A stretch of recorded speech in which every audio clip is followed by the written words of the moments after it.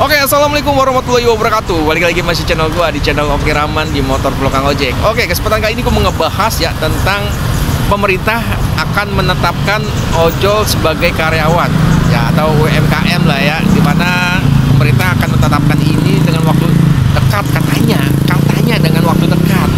Apakah ini hanya omon-omon ya kan?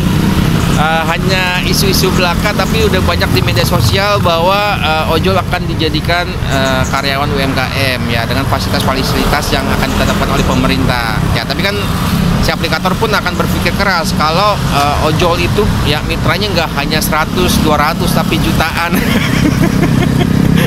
Apakah sanggup ya aplikator ojol memberikan gaji ya? Dan apakah sanggup ya driver ojol menjadi karyawan tetap? Karena ada beberapa driver yang pasti nggak setuju dengan adanya kalau si driver itu jadi karyawan ya. Dia pengen ada yang jadi mitra, adapun ada yang setuju dengan keputusan si pemerintah ini buat kalau kita sebagai ojol bisa jadi karyawan tetap.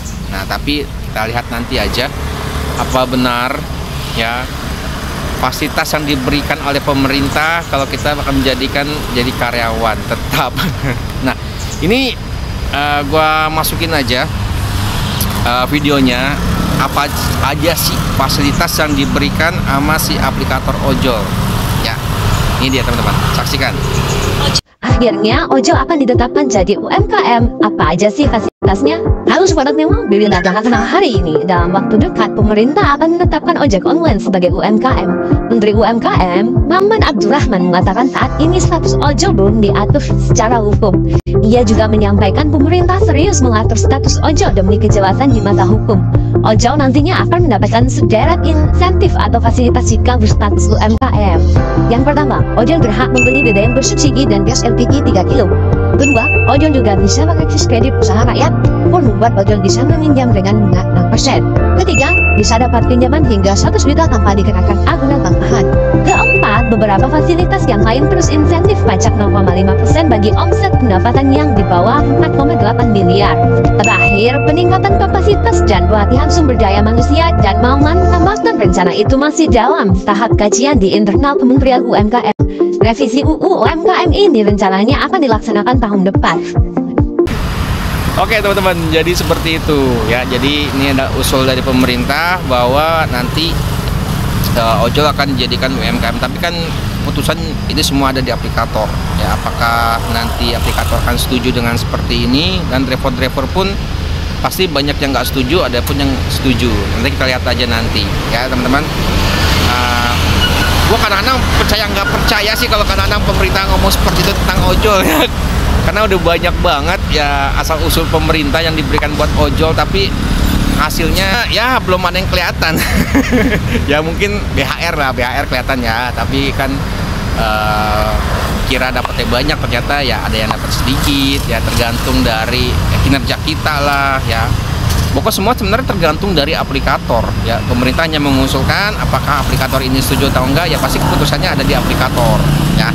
Ya oke lah, jadi teman-teman seperti itu ya untuk berita ojol, kalau ojol mau dijadikan UMKM.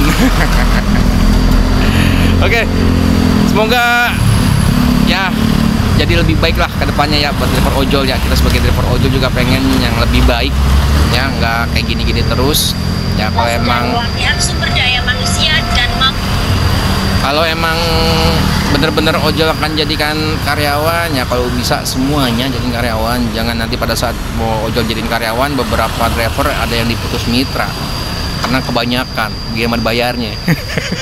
Itu yang bahaya, yang kita ngeri ya. Kalau seandainya aplikator setuju dengan keusulan pemerintah ya kan, terus karena ojolnya kebanyakan nanti disuspend-suspenin lagi, dipilih-pilih. Itu yang ngeri, yang gue bahayain nanti ya. Ya sebenarnya kalaupun kita jadi mitra pun, asalkan pendapatan kita potongannya kecil, nggak masalah ya. Gue juga seperti itu ya. Nggak usah jadi karyawan lah, yang penting potongannya 10% kayak dulu pada saat awal-awal ojol keluar ya. Sekarang ojol udah belagu ya, udah banyak yang daftar, potongannya makin gede. Aduh, kacau. Oke dah, mungkin sampai sini dulu teman-teman ya, informasi yang bisa gue berikan tentang ojol ojek online ya. Teman-teman silahkan komentar, yang setuju atau nggak setuju komentar aja ya. Kita lihat apakah beberapa driver ada yang setuju atau enggak. Oke, dah mungkin sampai sini dulu video gue kali ini. Semoga bermanfaat. Assalamualaikum warahmatullahi wabarakatuh. Salam dari channel Wakiraman di Motor Ojek. Bye.